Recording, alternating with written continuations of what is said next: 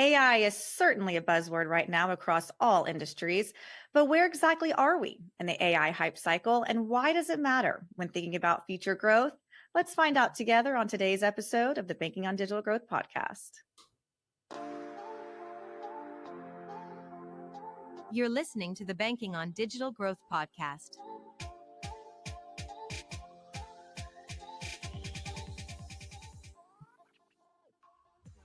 Welcome to the Banking on Digital Growth podcast. I'm Audrey Kanata, operations lead here at the Digital Growth Institute. And joining me for today's conversation is founder and CEO, James Robert Lay. Audrey, it is good to share time with you today, as always. Yes, James Robert, as always. What's been good for you recently? A lot has been good. Had a lot of fun taking Banking on Change on the road with our book launch tour. We hit 3 cities over the course of 4 days recently, as the recording would have been about a week and a half ago. Yep. And the conversations that transpired from those conferences following some of my keynotes and even some of the book signings, I'm still learning. There's still a lot to learn when it comes to the complexity of change that leaders are having to not just guide themselves through, but also guide their teams and the rest of the organizations with as well. Yeah, absolutely. You had quite the busy week traveling. I think you went, Vegas, Financial brand, to Chicago, Salesforce connections, and then back to, was it San Francisco? San Francisco for a general session and book signing at Finovate. All in what, 4 days? 4 days. Yes. And then back home to tag your wife in or out on kid duty. Well, I mean, considering the fact that was the last week of school and she was running 1-on-4, a well-deserved rest for sure on her end. And I think, when we think about change and transformation, it's not something that we can do alone, which is where I think about the work that you and I are doing, and then we throw Delina into that collaboration as well. We're seeing that we all have our own unique abilities, and that's true too with the financial brands that we're working with in our Banking on Digital Growth program. They're made up of all of these individuals, and these individuals come together to form a team, and teams form organizations. But things have changed, things are changing, and things will continue to change. And that's one of the points of the conversations that I've been hearing is there's a lot of change that we're having to process. And people are getting tired. People are getting exhausted from having to do that. It's kind of like the last week of school. Yes. Well, on that note of the conferences, you mentioned that you made a pretty big observation traveling and talking to so many people at these conferences. And it was specifically around the AI hype cycle. Unpack this a little bit. What do you mean by the AI hype cycle? Well, AI hype cycle comes from Gartner, and there are 5 different, we'll call them stages or phases within the AI hype cycle. There's some type of technology trigger, and that's where you've got this early news that comes out that there's a new technology. There might be some proof concepts and stories be getting floated around in the media. In the context of AI, AI existed before November 30th, 2022, but November 30th, 2022 is, I would say, that's when the AI hype cycle really went into full effect, because that was the day that ChatGPT went public. And so when you move from a technology trigger, the next phase in the AI hype cycle is the peak of inflated expectations. And that's where you've got, some early successes. You might also have some failures. Some, we'll call them the early adopters. They're the ones that are taking action. The vast majority do not take action in the peak of inflated expectations. And if I take this from, say, an organization level, and we move from an organization level, think about companies integrating AI. Well, let's look at teams integrating AI. Let's look at individuals integrating AI. And even at a senior leadership level, if I think about some of the recent workshops that we've done, anecdotally, it's not 100% scientific. It's just, looking around the room and seeing people raise their hands. Maybe 60 to 70% of executives today have not, or at least are not actively utilizing AI in their day-to-day operations. And so when we move from technology trigger to the peak of inflated expectations, the third step, and maybe we'll pause here for Yeah. context, it's the trough of disillusionment. And that's where interests in this new technology, it begins to wane, implementations start to fail, and we move from a super high peak to we'll call it the valley of despair, if we're thinking about another narrative archetype here. And where we're at today when it comes to AI, we're not even at the peak of inflated expectations. I You don't don't think. think so? I don't think I so. feel like this is a polarizing place, I feel like. Um, Um, I don't think you're so. either I think the expectations are going to continue to increase. If I was to make a prediction of time, because if you think of where we are as of recording, we're in June of 2024. So that's literally 18, is that 18 months? It's about 20 months, more or yeah. less, since Chat GPT hit the scene back on November 30th of 2022. So maybe, I don't know, maybe we have another 6 months. If I was just to say, like, kind of like just throw a number out of, like, if I go back to previous hype cycles, say like around social media, maybe a decade ago, the launch of the iPhone in 2007, you've got, maybe it's 2 years Is to the peak, 30 months to the peak. yeah. Is it almost, do you think people are, this is the phase where people maybe are a little bit discouraged? You know, they're over it. What's the big deal? Let's get back to business. Eh, why are we stuck here? Well, I would say, if I think about some of the conversations that I had with attendees following some of my keynotes or book signings, some people are moving into what I would say is the trough of disillusionment. And that's Okay. based upon the direct responses, the direct comments that I was receiving. I would say it's at, once again, anecdotally, maybe 80, 85% of the content of the material at these conferences and events had AI in the title in one way, shape, form, or fashion. That's the And buzzword. it is the buzzword for sure, but there were at least 4 people, maybe 5 people, that in private just shared with me. They were like, James Robert, number one, I appreciate you sharing a different perspective when it comes to navigating the complexity of change in the age of AI, because I take a more of a human-centric approach here, the need for human transformation to coincide with Yeah. any type of transformation for that matter. But the second point really caught me by surprise. And I was like, well, I'm glad that, my perspective connected, it resonated, it gave you something different to think about. And they were like, yeah, because if I have to hear another or sit through another session about AI, I think I'm just done for the day. Yeah. Yeah. There's an oversaturation on Definitely an AI topics. oversaturation. And I mean, just pull up LinkedIn, pull up the news, go to the conferences. It's AI this, AI that. It's like, at what point is it hyperbole?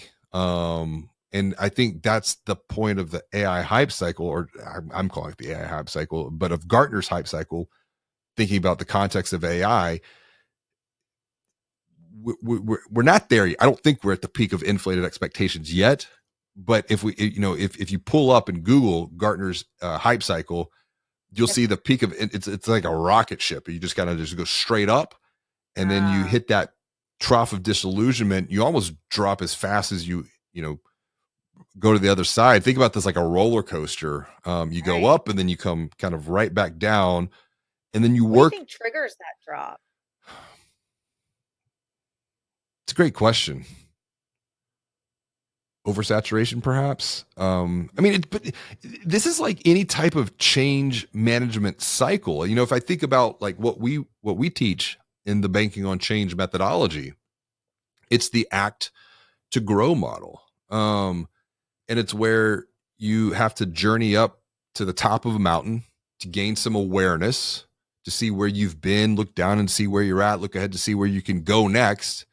And I think like right now, when you're at the, peak of inflated expectations, well, yeah, you can see all the potential opportunities, but then reality starts to sink in, because if you think about our model for act to grow, you've got awareness. You're at the top of the mountain. You're looking towards the future. You see this territory of transformation on the other side of what is possible. But then there's this massive gap between awareness and transformation, or what I also reference is between knowing and between growing. And to bridge that, if you think of ACT being an acronym, awareness plus commitment, that's the key. Awareness plus commitment, that leads to transformation. And it's when you're having to make a commitment to take the knowledge that you've gained and then actually apply it, that's where the pain of change begins to set in. Yeah. You almost feel that little bit of fear, risk, uncertainty. I don't know if I want to make it all the way to the territory of transformation. I'm kind of good where I'm at. Well, I mean, Ben Ward has a great book called Pluck the Fud. And it's the fear, it's the uncertainty, and it's the doubt. And it's the way that the mind perceives all of this. Kubler-Ross also has a fantastic model. It's called the Kubler-Ross change curve. And it really follows, it's super fascinating. It almost follows the Gartner hype cycle model, to where Kubler-Ross is, you're looking at, say, morale of having to apply change or transformation on one side of the spectrum, morale and confidence. And then you have time on the other axis. And the very first piece of the Gartner AI of the Ross Kubler model is you have shock. And so you have the surprise or shock at an event. And that was like, say, the release of Chat GPT, Sure. as evidenced by. You're almost still, though. You're almost like it's at a standstill. Well, you're not going anywhere. Well, I mean, no, I would say like we saw that with ChatGPT, and it wasn't a standstill, because you go from 0 to 100 million people adopting this technology in 2 months. Adopting is not the right way to frame it, because I don't think it was adoption. Testing it out, seeing experimenting with, and then with the Kubler-Ross model, you go from shock into denial into frustration into depression. And so now it's almost like the Gartner model. That's where the trough of disillusionment sets in. And so when it comes to depression, that is where morale within an organization or morale within a team, confidence with a team begins to drop. But there's good news. And I think that's what if you know how this plays out as a leader, you can begin to see where you are in this model, whether it's the act to grow model, whether it's the Kubler-Ross model, whether it's the Gartner hype cycle model. You can see where you're at, but more importantly, you can see where others on your team are, and so that you can meet them there and guide them through the next phase, to the next phase, to the next phase. So interesting, looking at this Kubler-Ross change curve, just in kind of real time. I'm thinking about my personal adoption and relationship with ChatGPT, for example. And I'm like looking at this curve thinking, wow, I think I kind of lived this a little bit when I think about the last 18 months or so. Was when ChatGPT first came out, I will say I didn't adopt it right away. I was like, okay, wow, this is interesting. I am a little bit more resistant to change, but I remember you telling me all of these fascinating possibilities, and I got excited. I did, like, wow, this is great, this is cool, this is going to solve a lot of problems. And then I started playing around with it, and I was like, well, it's not doing what I want it to do.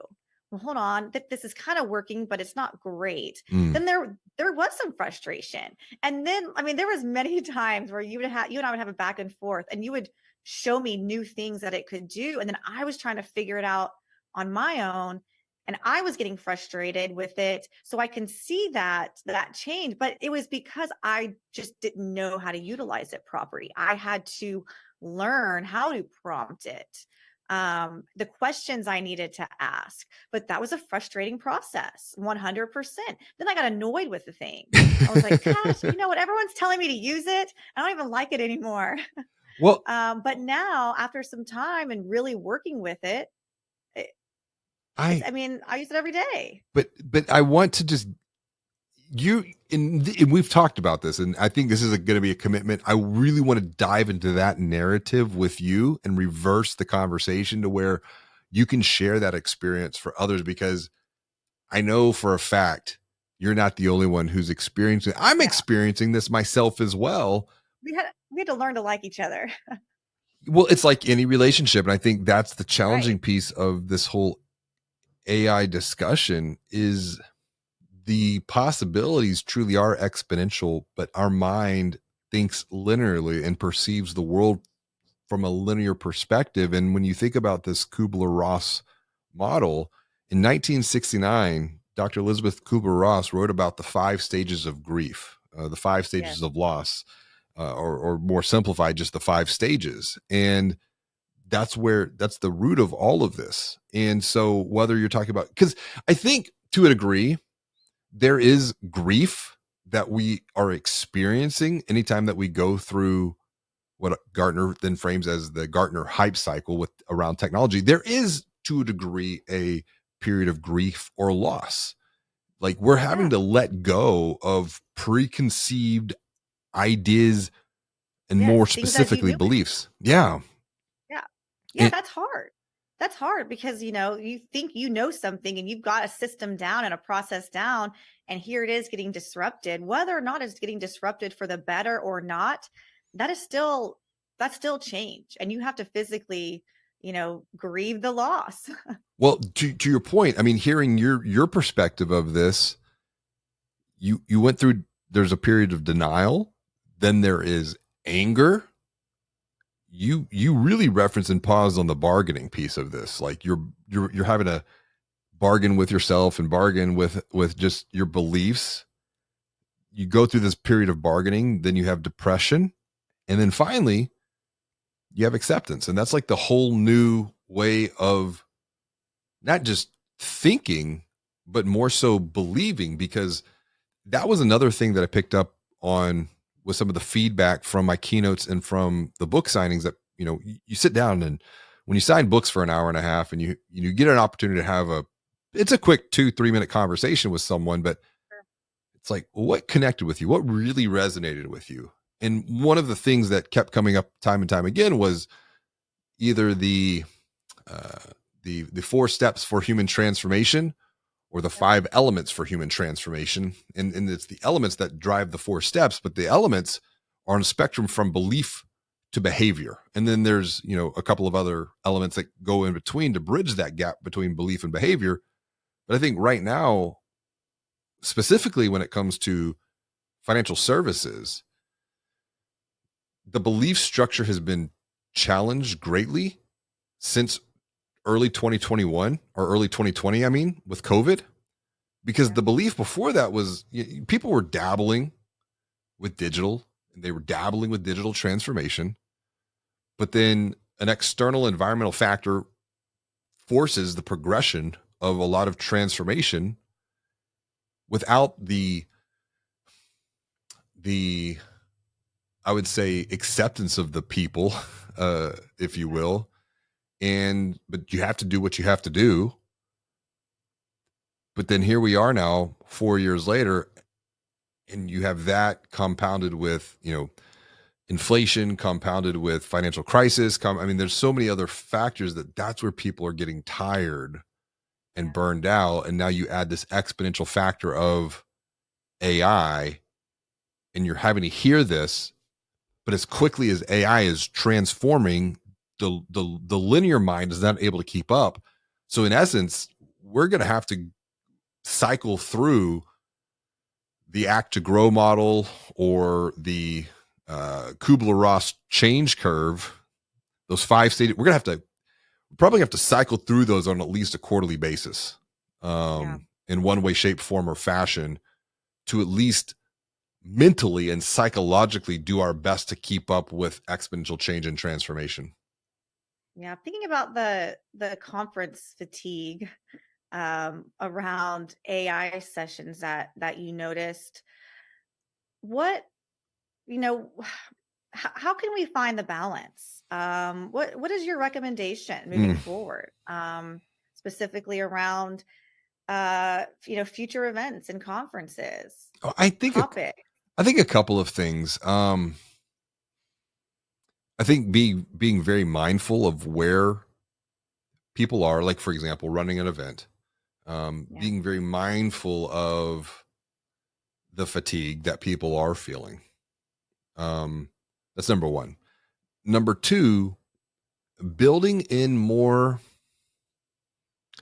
community engagement within the events. mhm, Yeah, you've got the networking and this, that, and the other, but how much of that is like, for lack of a better word, just temporary experience? Um, you go, you form these bonds, and then you go back to where you came from, never to connect again until the next year. right. Where now, because of the COVID experience, everyone has increased their Zoom capability. Everyone has, is more adapt and adept to Yes, connecting and reconnecting in between physical in-person experiences. I see an opportunity for events to at least keep those connections going, for nothing more than the human factor, so that once we go back, because I think about some of the conversations that I was hearing, and even in one of my sessions, like I pivoted hard. It was a workshop, so I had the opportunity to do that. right, right. And the comment was from a good people during the breaks, I'm getting it, I'm connecting with you, but like we're gonna have to bring this back. It's a lot. Now we have to, quote unquote, sell these ideas to others. And I said, you're exactly right. So now you're talking about the 4 steps for human transformation here, and see different, think different, feel different, then you'll act, and you'll be, and you'll do different.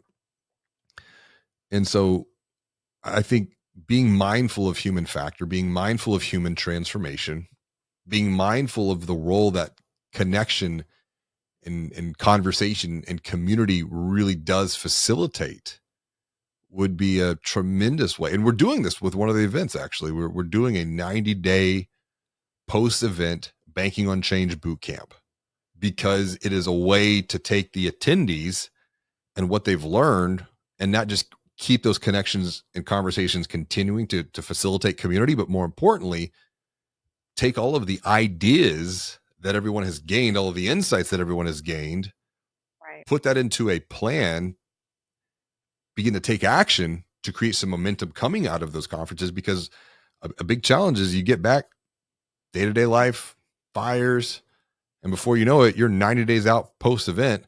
Yeah. And yeah, you went, you had a great time, but you didn't do anything. And that does not lead to change or transformation.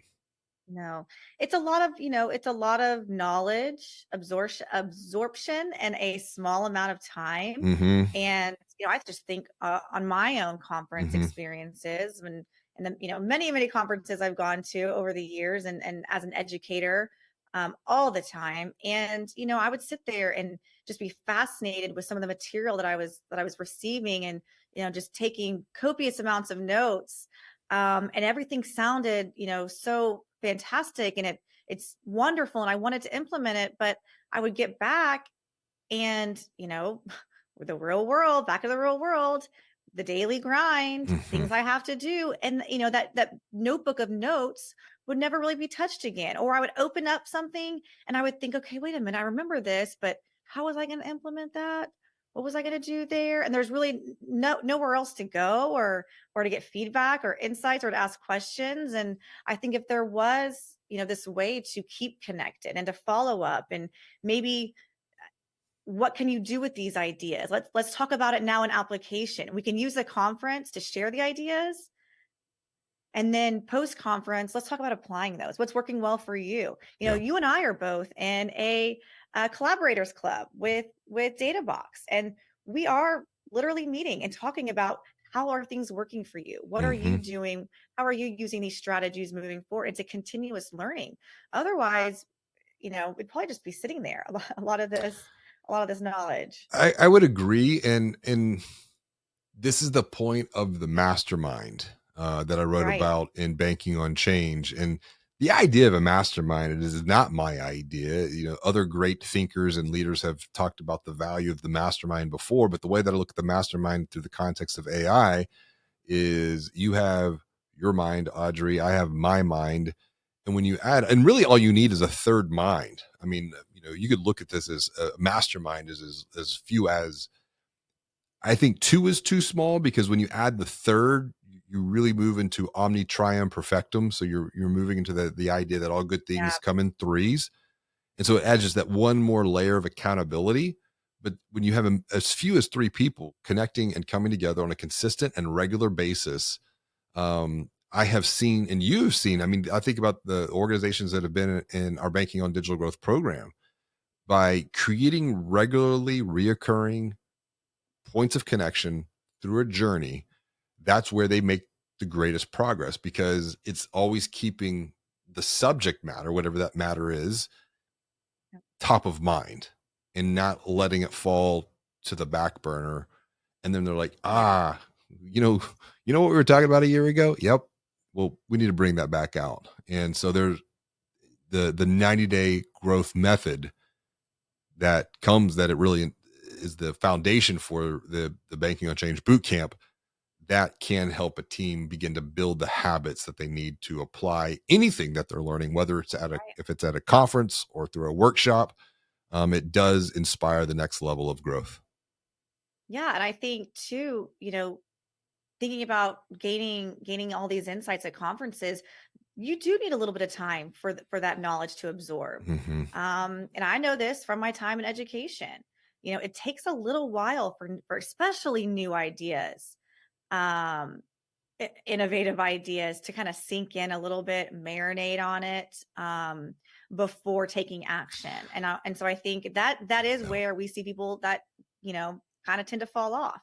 It's during that absorption time when something comes up, campaign comes up, you got to switch gears, and just to no one's fault, just falls by the wayside. But even deeper than that, though, I think at a subconscious level that people might not be aware of is the status quo has been challenged. Yeah. And we know how much the ego is going to try to protect the status quo, so that we're not experiencing the quote unquote pain of change.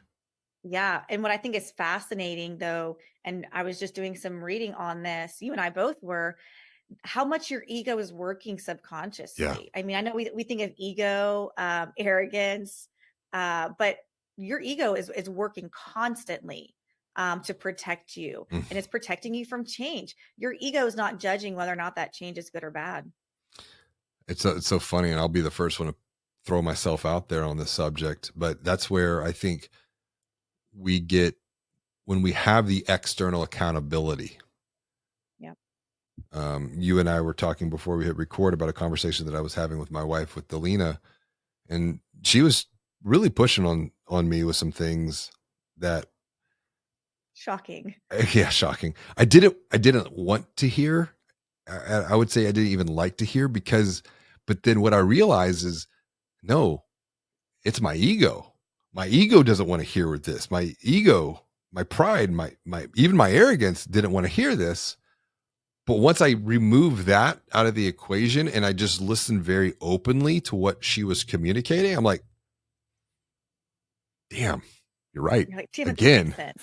Yeah, no, exactly. And that's the point of the external objective accountability, because we're so close to whatever it is that we often cannot see what others are able to see for us. And if we're open to listening and if we're open to learning, we're going to continuously unlock new perspective.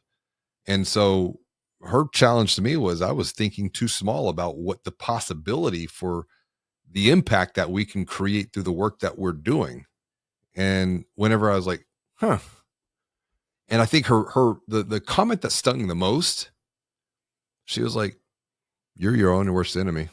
You're getting in the way of yourself.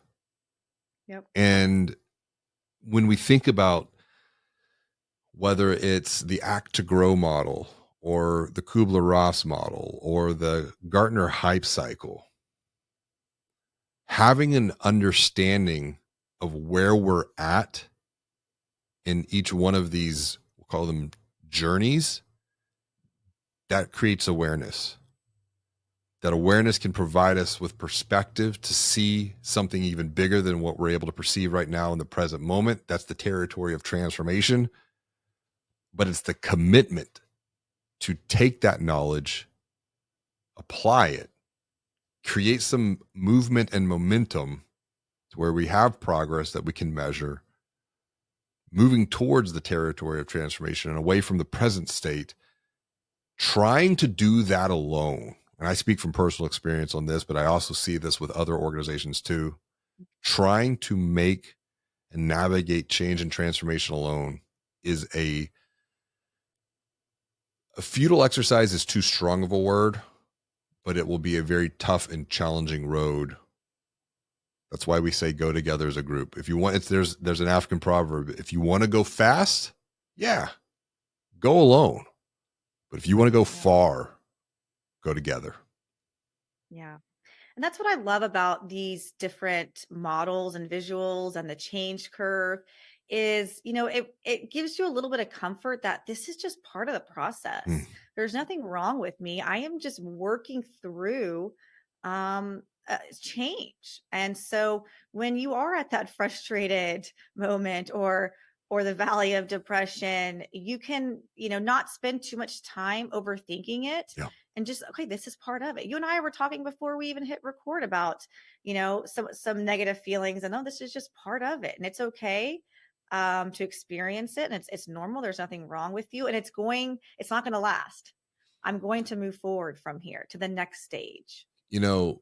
Chad Willardson, who's been a guest on the podcast, one of the things that he shared with me that has really stuck is his comment. And he sees things from a much even bigger vantage point than what I am able to see things, because he's working with entrepreneurial leaders, doing some amazing things as a fiduciary himself. But I mean, these are people that he's managing finances for with $10 million in assets to invest or more. I mean, he has a minimum floor of that. He shared with me, sometimes you have to have a breakdown before you get a breakthrough. And if you're listening to this right now and you're thinking, my gosh, like I'm just tired, I'm exhausted, I'm overwhelmed, I'm burned out, change is hard, acknowledge that. Do not deny that fact, because that feeling is real. Yeah. But also, where might that be your ego trying to protect you from achieving an even greater breakthrough? And so know that, yeah, sometimes the breakdowns have to come before the breakthroughs. And perhaps maybe the bigger the breakthrough, the bigger the breakdown could feel at that moment in time. That is so true. The bigger the breakthrough, the bigger the breakdown could feel at the time. Because if you think about the hype cycle, yep, you hit a peak of inflated expectations, but it's almost like the inverse. I mean, as above, so below, as within, so without. Like so if you go like to the super high of an inflated expectation, then you're going to rock down to the bottom of that. Yeah. And then you would even out eventually. And that's where you hit the slope of enlightenment, and then the plateau of productivity, coming back to Gartner's cycle to bring this thing full circle. But knowing these cycles and where we are, it will, I think, directly impact and influence how we lead ourselves, but more importantly, how we lead others. But the bigger the breakthrough, the bigger the potential breakthrough, the bigger the breakdown could actually feel in that present moment. And that's where courage is calling, to quote Ryan Holiday. I mean, Yes. to see to see it through, to get through the Don't give up. gap, or to get through the Yeah. dip, I should say, is another great book from Seth Godin. A lot of our life and character is developed not by what happens at the peak, but it's by what happens as we push through the dip. Courage is going to be key here, and courage is contagious. Courage does not mean that you don't feel fear. Courage doesn't mean that you don't feel uncertainty or doubt. Right. It's what you do. It's the progress that you You're not make with letting it wet stop pants. you. Exactly. Yeah. It's the progress that you make by pushing through with warm and wet pants. And I think there's another great story, and I wrote about this story in Banking on Change. It's coming from the perspective of Napoleon Hill. It's the 3 feet from gold. Yes. So if you're not familiar with the 3 feet from gold story, Google that, look that up on YouTube. And I think it's a great analogy of when it comes to the hype cycle, don't stop because you feel something, because in reality, that negative feeling you might be experience could be nothing more than your ego trying to protect you from your future self. But your future self is far bigger than your present self. Ego is the Enemy. Another book by Ryan Holiday. Exactly. Lots This of is books. actually a really, yeah, lots of resources here. Chief Robert, this is a great place to wrap up with. I love these final thoughts on the bigger, we're gonna say it again, the bigger the breakthrough, the bigger the breakdown. Mm-hmm. Any final thoughts looking ahead? Financial brand leaders who might be feeling this AI fatigue, looking ahead towards the future. I say the final thought is this. Ask yourself, what is the most important technology that you can learn to master in the age of AI? Ponder that. Think about that for a moment. Because I believe that the most powerful technology that you can master as a leader in the age of AI is the technology that sits between your ears right now. Because how you master that, how you master your mind. Because if you think about your brain as the biological computer, think about your mind as the software. And when you think about mastering your mind, you're upgrading the software to see things from a different perspective. Maybe there's a physical element and component to this as well. To master your mind, you have to master your body. And where does your physical movement, your physical well-being play into this? And that's where I think you can get a multiplier. Move your body, whether you're walking, running, lifting weights, rowing, cycling, it doesn't matter. But at the same time, you could continuously be upgrading the software of your mind by listening, learning, and just gaining a whole new perspective. Yeah. Another book, Discipline is Destiny. The entire first section talks about disciplining your body first and foremost before moving into disciplining your mind. That's another podcast conversation we need to put off to the side, and how that really connects with how much physical activity does connect with human change and transformation. 100%. Thank you, James Robert, for sharing your insights from the road, from all of your travels in the last couple weeks. Absolutely. This has been a lot of fun, as always. Lots of fun, as always. Thank you for joining us for another episode of the Banking on Digital Growth podcast.